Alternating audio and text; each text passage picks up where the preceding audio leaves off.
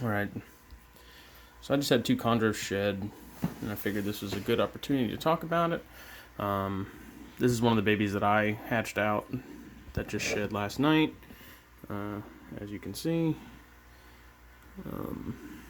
So typically what I want to talk about is there's a big misconception that Chondros need to be kept super humid in order to, for them to basically thrive and live.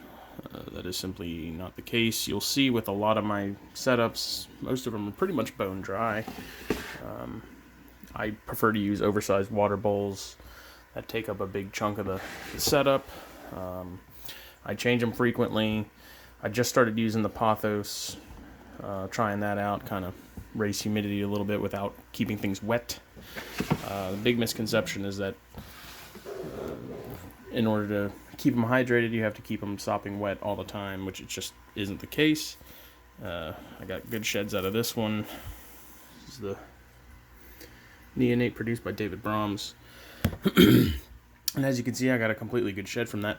So what I do when they go into a shed cycle is I do mist. I do keep them on the more wet side. But outside of that, I really keep them pretty much dry.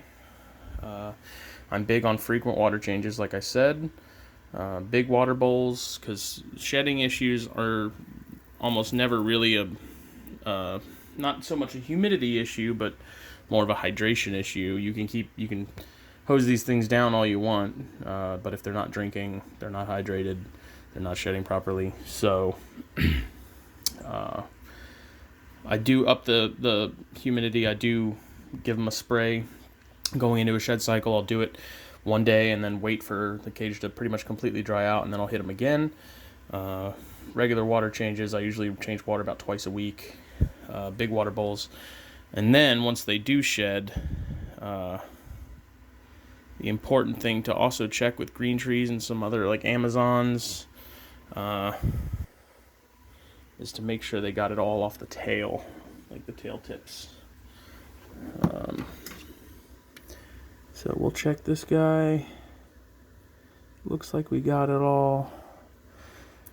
Because if there's a little bit left, on the tail, then it'll eventually basically turn into a tourniquet and cut off the blood circulation, and eventually the tail tip will just literally fall off, and it'll be permanent. So, and almost always afterwards, these guys take a giant dump, like this one did up here. So cage cleaning is in order. I don't like to let that sit too long. The pothos thing, like I said, is just something I'm trying out. I don't know if it's really going to make much of a difference. If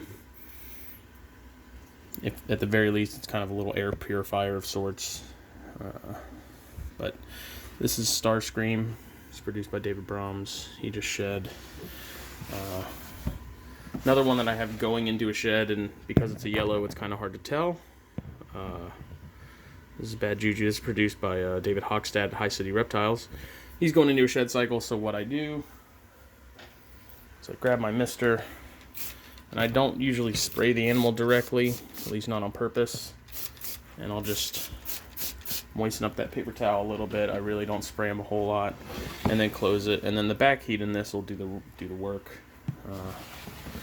But other than that, they are kept dry, and I mean it's warm and humid in here as is with that water bowl.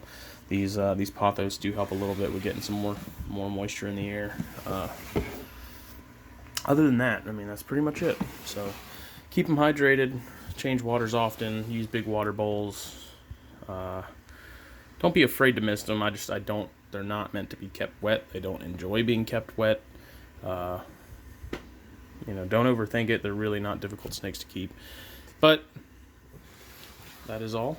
So hydrate, spray a little, big water bowls, regular water changes. And that's kind of my recipe for getting decent sheds. Every now and then I will get a bad one, like they do happen. Sometimes you can't help it for whatever reason. You can't force them to drink, so if they're not drinking a whole lot, they're not going to be hydrated. If they have a bad shed, just kind of deal with it and soak them, do whatever you need to do.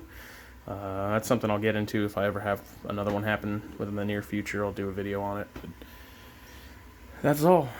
See ya.